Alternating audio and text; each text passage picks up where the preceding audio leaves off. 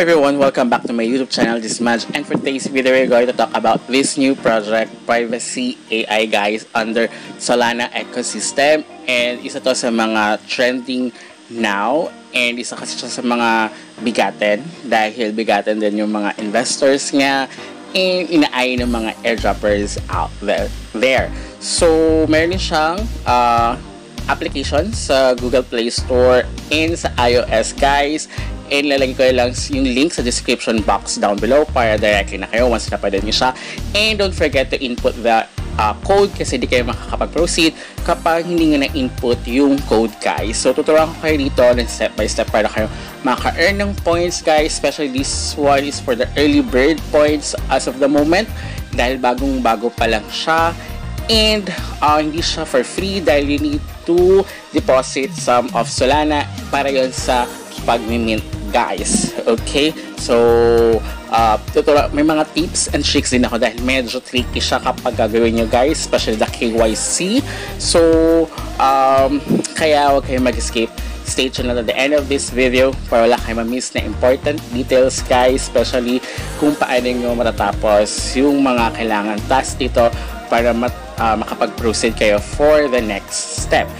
But before we jump into it, make sure you like this video, subscribe to my channel if you have not already, and ring that notification bell so you'll always be updated to my upcoming videos and off-the-clock episodes. So meron din siya sa Galax campaign guys. So makita nyo rin yan. As you can see, mga investors si Privacy is Binance Labs, OKX, Gate.io. So yun yung pinaka mga biggest or the mga bigating investors ni Privacy. So meron din siyang Galax. So gagawin natin yan in the next videos. For the meantime, ito munang nasa application guys. So click create account.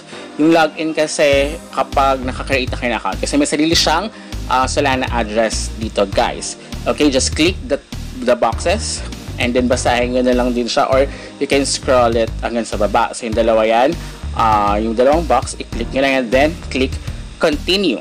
So once na nakaklik yung continue, mag-create na kayo ng account. So enter username guys, and of course after that you can enter your password, your chosen password. So I recommend kailangan is meron kayong big, small letters, and then a minimum of 8 nakalagay naman dyan to 25 characters, and then maglagay din kayo ng numbers and special characters para maging strong yung inyong password. As you can see, super privacy yung makita nyo naka-blackout siya, diba? Kasi ibang pag nag-create ka ng account then nag-video ka or nag-record ka, minsan nakikita. So okay na okay. Ito guys, ito kasi is diba human AI siya. So magagamit natin yan at ito na yung parang next or the future ng mga projects. Okay, so ayun lang, hindi ka makapag-proceed kapag wala kang referral code. So nasa description box ng referral code. So once na ilagay nga na input nga na, just click next or continue. And then here, medyo maghihintay lang kayo dito guys dahil medyo matagal siya. As you can see, medyo ang tagal nung pag-setting up niya. So hindi naman kailangan na 100. Wait nyo lang guys. So huwag yung papalitan yung screen nyo, kailangan nandun lang siya. So hindi naman siya necessarily nga sabi ko nga na aabot siya ng 100. So I'll be back once na okay na. So ayun guys, na set up successful. So now kailangan mag-backup either local storage or Google Drive. So for me, kunyari gusto nyo i-open siya to another device, I recommend Google Drive ang gamitin nyo guys, kasi kung local storage nandun siya guys. So pag Google Drive at same email address naman yung sa same different device nyo, pwede nga siya ma-open doon. Okay, sa pag-login nga yan.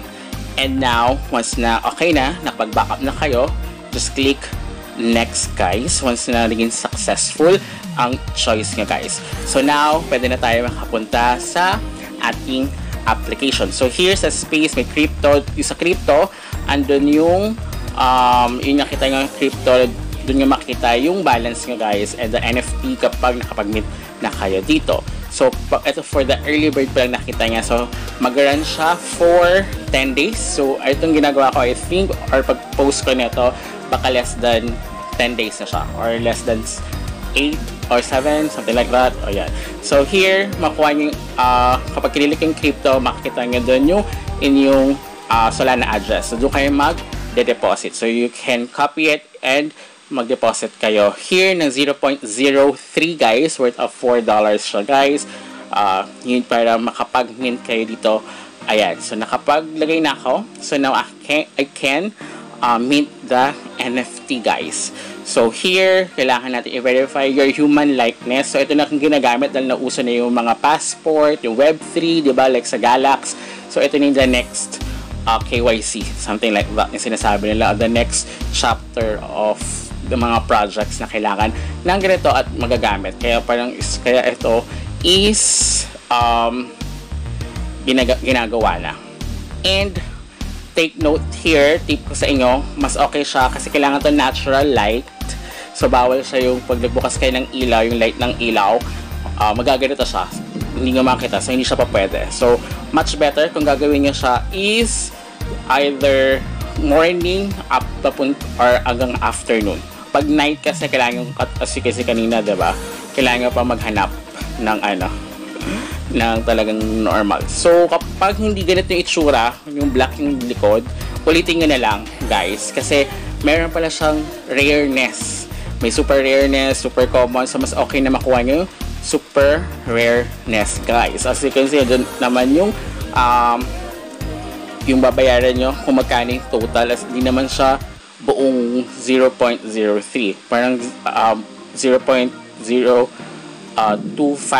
but at least meron kang extra, diba? So mas okay na may sobra ka kesa magkulang. So once na okay na, nalagay nyo na yung password nyo, click mint NFT. So wait nyo lang siya maging successful. Pag hindi siya nag-successful, you need to do it again. Okay? Kasi may mga times na hindi siya nagka-successful kahit na sinabi na okay na siya. So once na may na-receive kayo na successful guys, yun. Pero kapag, as you can see, about Black Yam, yung background niya, kapag iba yan, yung background, cancel nyo, ulitin nyo ulit yung liveliness nyo. Kasi once na nag-proceed siya at naglagay siya, ay nag-pop up na yung successful, ang mangyayari dyan is, hindi nyo na siya pwedeng maulit. Dahil you need to pay another one again. Kapag ganon. So, mas maganda na makuha nyo yung super rare kesa sa super common. Diba? So, yun yung mga nakita ko mali nila. So, iba talaga umuulit. So, ayun, maglalagay yung congratulations. As you can see, you will get 800 stars. Hindi pala points. 800 stars. So, para sa mga early bird na makakuha. So, I think mawawala dito yung early bird after 10 days. So, sayang din naman siya. At least meron kayong, kung maka-join kayo for the early bird, at least meron kayo additional na 300. So, makakuha din kayo ng stars kapag nakapag-refer kayo guys. So, ganyan lang siya. So, wait na natin. So, bagong-bago pa lang to guys sa project. As you can see, mga investors nga napakabigatin and they raise 5 million. So, gagawin natin yung Galax campaign in my next video. So, until next time, goodbye!